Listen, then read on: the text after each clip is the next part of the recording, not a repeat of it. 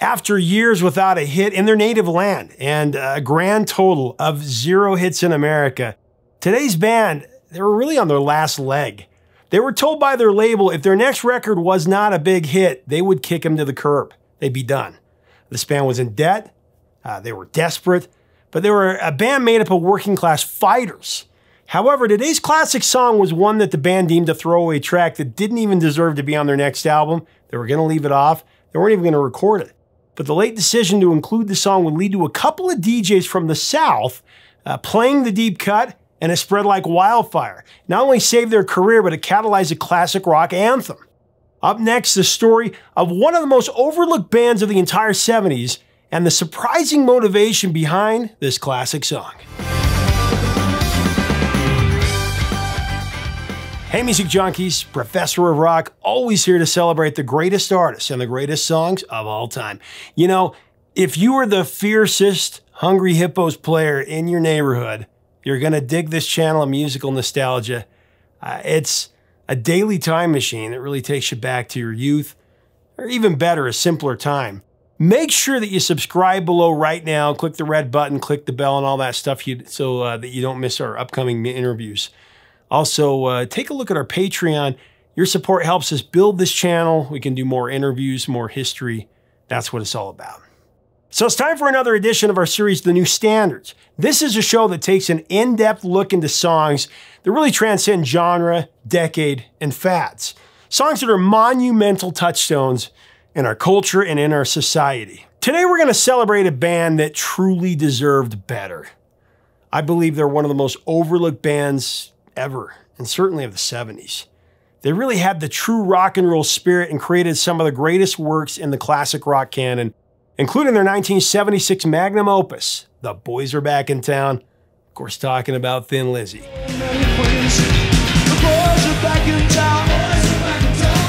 Whiskey in the Jar is a good old traditional Irish song that came from the southern mountains of Ireland.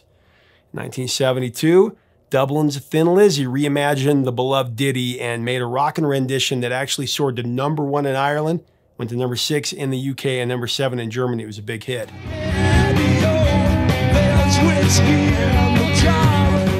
The band followed the success of Whiskey in the Jar with 2 ensuing singles that broke the top 15 in Ireland, both of those songs did.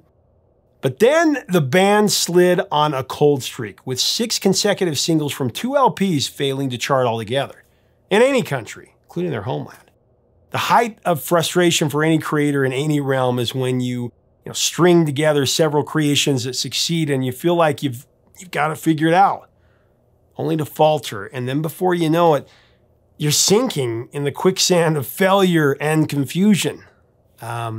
Within 3 years of futility, Thin Lizzy's label, Vertigo Records, gave the band the ultimate ultimatum. The next album has to perform or else. This is when they were in debt to the label. They were trying to keep their heads above water. So laying it all on the line, Thin Lizzy began creating tracks for their make or break 6th studio album titled Jailbreak. The band put together a demo of 15 songs to submit for management to listen to for their input on which tracks would be selected for Jailbreak, the best songs. Out of 15, the band shortlisted the demo to the 10 songs that they were truly enthusiastic about, including the blazing title track. Tonight there's gonna be a jailbreak. Now, believe it or not, one of the songs that they were ready to discard and throw in the trash heap was a little ditty by the name of The Boys Are Back in Town. They didn't think it was anything other than a throwaway. However, it caught the ear of manager Chris O'Donnell, not the actor. Remember him? O'Donnell heard something special in this song. He loved its energy and thought that they were crazy not to consider it for the album. Just got back today, them wild-eyed boys that have been away. Although the band made it clear that they really weren't high on the song, O'Donnell convinced them to record it for Jailbreak. It did take some talking into, some convincing. Now, to be fair, the original demo of The Boys Are Back in Town, it didn't have that powerful twin guitar harmonic riff or those amazing passing chords.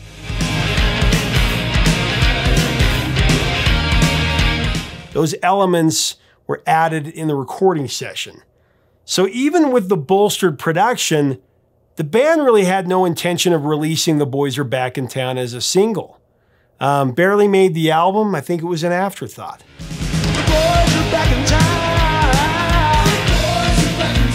Phil Lynott, Thin Lizzy's magnetic frontman, composed the song. He initially called it G.I. Joe is Back, and he invented the chord sequence. After playing around with several alternatives, Phil settled on a phrase he thought worked the best. The boys are back in town.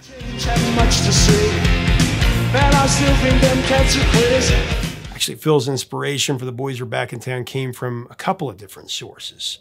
Let's talk about that. The first was what he witnessed in his mother's line of work while growing up in Manchester, England.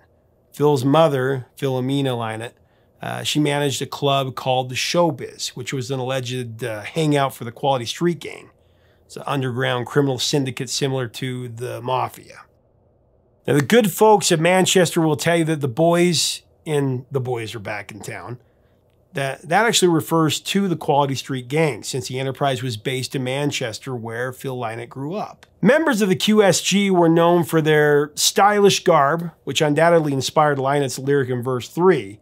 This is Friday night, they'd be dressed to kill down at Dino's Bar and Grill. Love that line. Friday night, dressed to kill down at Dino's Bar and Grill. One of the ringleaders of the Quality Street Gang was a hard-nosed character named Jimmy the Weed Donnelly. He called to Jimmy the Weed, who was one subject of the song Johnny the Fox Meets Jimmy the Weed, a track off of Thin Lizzy's Johnny the Fox LP. Johnny the Fox! Johnny the Fox was also one of the Quality Street Gang. If you believe the folklore in Manchester, then it follows that Johnny mentioned in verse 2 of The Boys Are Back in Town refers to Johnny the Fox. And that time over at Johnny's place, well, this chick got up and she slapped Johnny's face, man. We just fell about the place. If that chick don't want to know, forget her. I love these lyrics. Man, we fell about the place. If that chick don't want to know, forget her. So let's talk about the reference to Dino's Bar and Grill.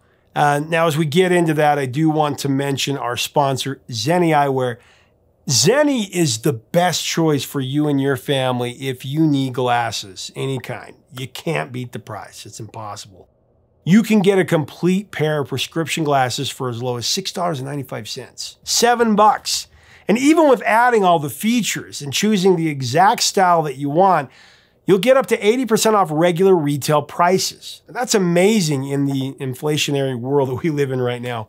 Click on the info button up here or our link below to get a special Professor of Rock deal. Do it today. Oh yeah. The boys are back in town. Now, there's also much speculation about Phil referring to Dino's Bar and Grill and the boys hanging down at Dino's. It was likely a real place from one or actually several true life scenarios. There was a Dino, spelled D-E-N-O, nightclub in Manchester in the 60s that the Quality Street Gang was also reported to frequent. It's also noted that Phil Lynott was a childhood friend of a guy named Dino, who was the owner of the Burger Bar and Grill in Dublin.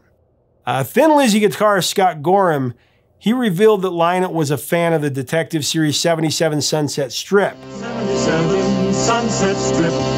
77 Sunset Strip. Reflecting his fascination for American TV crime dramas.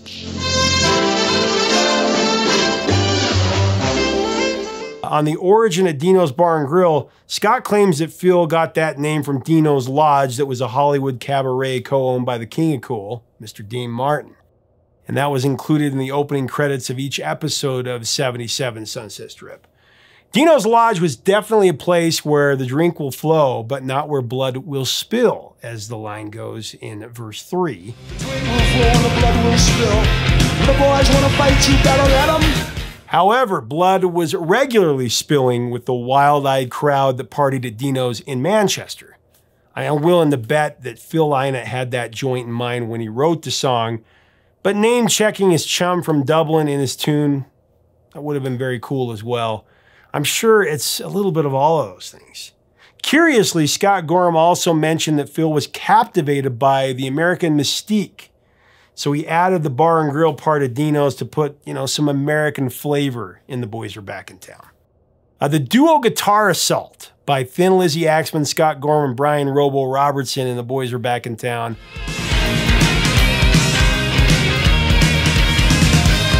That double guitar riff was really an unconventional move in the mid-70s. I mean, you think about it. It gave the boys are back in town a chest-puffing rock bravado.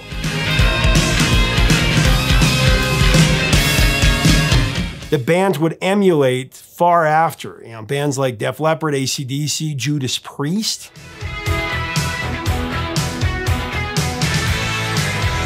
The co-lead player lineup for Thin Lizzy was something that Phil Lynott directed out of fear and necessity. When Lizzy's first guitarist, Eric Bell, abruptly left the group after a New Year's Eve gig that happened in '73, it left the band without a lead guitarist.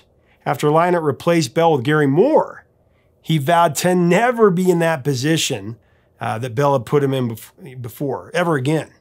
So he wanted the group to consistently have two guitarists as a security measure. Scott Gorham, the lone American, was brought in as the second co-lead, and he ended up being really the only consistent part of the lineup for Thin Lizzy, other than Phil Lynott, for about a decade. Thin Lizzy really had a revolving door for that second lead. Between 1973 and 1984, Thin Lizzy had 2 tours of duty from Gary Moore, also Brian Robertson, along with stints from John Sykes, Dave Flett, Snowy White, even Phil Lynott's close friend Midge Ure before he moved to keyboards. Co-founder and killer drummer Brian Downey was also an invaluable and loyal Thin Lizzy warrior, if you will. So let's talk about the cornerstone of Thin Lizzy, truly one of rock and roll's most underrated frontmen, the great Phil Lynott. Phil wrote The Boys Are Back in Town, and you know, it really reflects the band and Phil's rough and tumble exterior.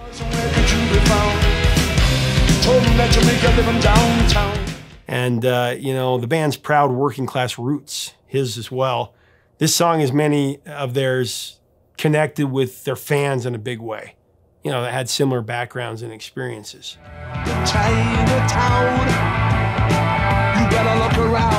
Thin Lizzy was a band you didn't want to mess with.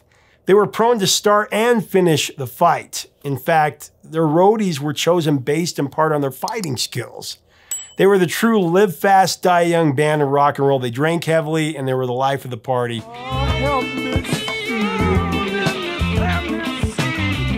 This song, more than any other, became their calling card and mantra for that. Again, Phil Lynott was the perfect frontman for their brash and rebellious sort of rock and roll. The soulful Gaelic singing style by Phil Lynott distinguished him from all the other vocalists of the rock era. Lynott sang with a distinctive tessitura that was both gritty and ravening. His originality deserves special recognition, as does his versatile songwriting.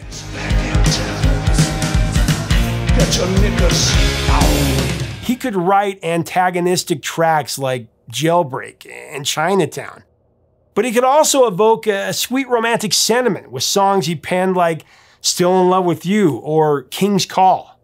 You know, his touching solo tribute to Elvis Presley.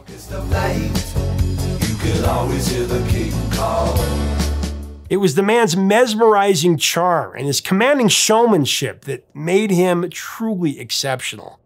He just doesn't get the credit he deserves.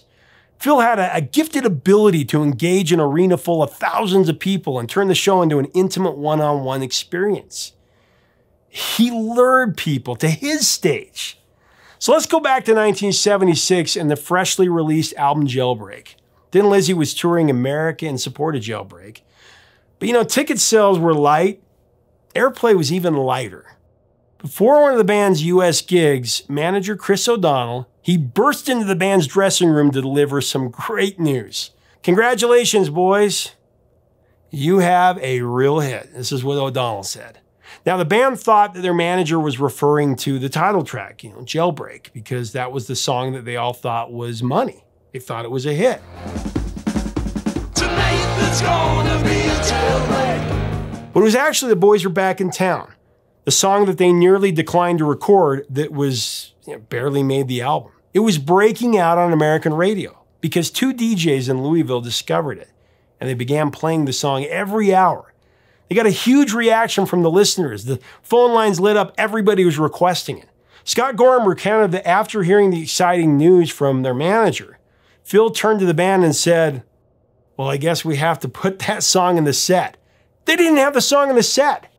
Word spread about what was happening in Kentucky with the Boys Are Back in Town, and the airplay profile surged from regional to national prominence.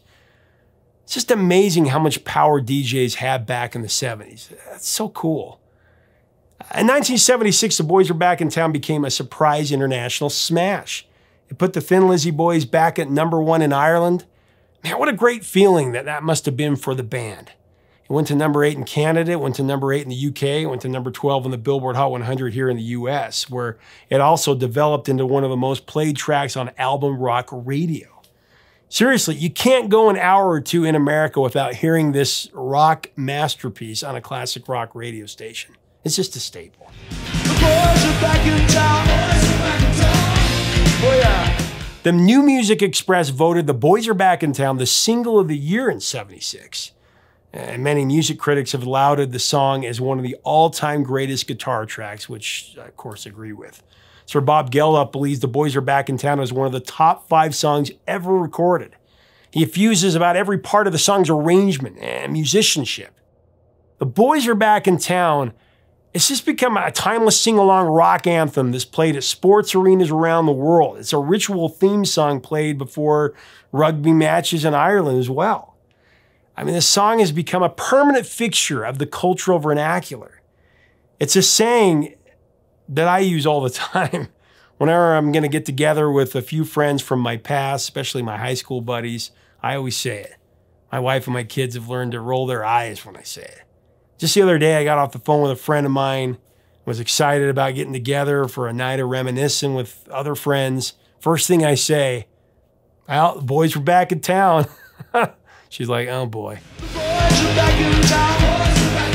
The boys are back in town. I also say it if they do like a sequel to a beloved TV show or a movie that I love, if it's been years since it's been on. I just do it without even thinking. I say, man, the boys are back in town. Now my kids beat me to the punch, actually. They're like, we know, Dad, the boys are back in town. I can't help it. I love it. Thin Lizzy has tattooed it on my brain. It's crazy that, if it weren't for those 2 DJs in Louisville, the song may have been relegated to being one of those cool, overlooked album cuts that I'd probably be doing an episode on, should have been a #1 hit or should have even been a single. I mean, it was never supposed to be released. At the time that the Jailbreak album was busting up rock radio, Phil Lynott and the band was touring with Journey, and it actually inspired another classic rock standard, Any Way You Want It. Actually, I want to share real quick what Neil Schon said about it when he was touring with Thin Lizzy. It gives you a little bit of insight into Phil Lynott. Yeah. There's a guitar solo.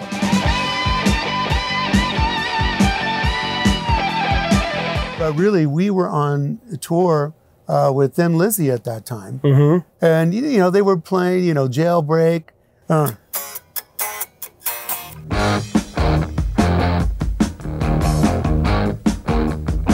That kind of jaggedy kind of guitar. And I loved Phil Lynott and Scott and all the guys. And I used to hang out with Phil a lot. So I went, it's not the same thing, but you take an idea. It's so difficult to come up with anything that's completely never been done before. And so, you take ideas that you like and rhythms that you like, and you do them in your own way. Tonight there's gonna be a jailbreak somewhere.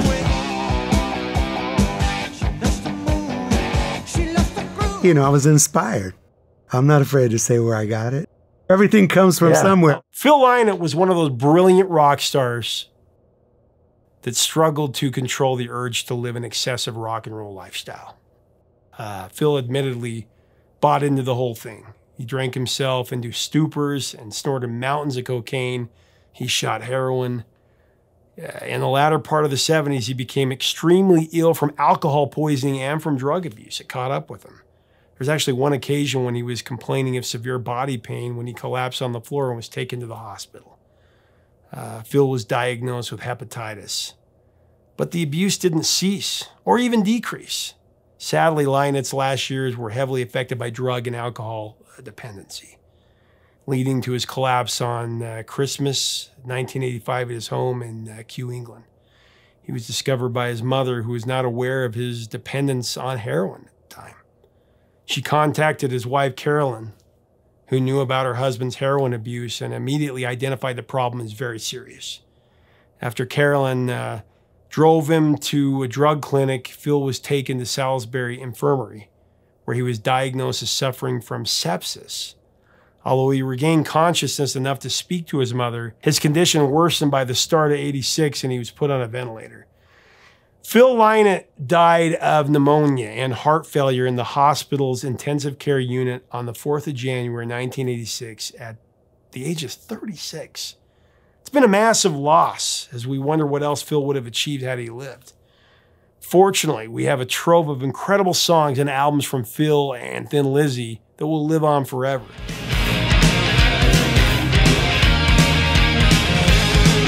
Phil Lynott, the ultimate frontman, he's gifted us with a song that raises us up and turns our souls up to 11 whenever we hear that oh so familiar guitar riff. It's that rock and roll force of joyful exhilaration that even in an ever-changing world, one thing we can count on, boys are back in town.